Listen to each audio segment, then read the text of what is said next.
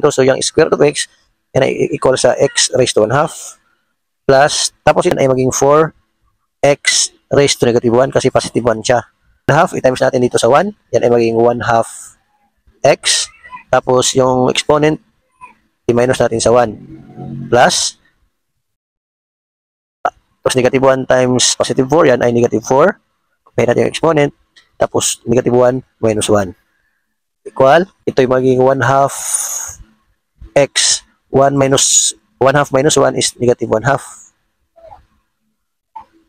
Ito ay negative 4, x, negative 1 minus negative 1, yan ay negative 2, equal, so 1 half equal sa x, kunin natin ang reciprocal nito para maging positive, yan ay x raised to 1 half. So, nasa baba na siya, mag-change na yung sign. So, negative 4.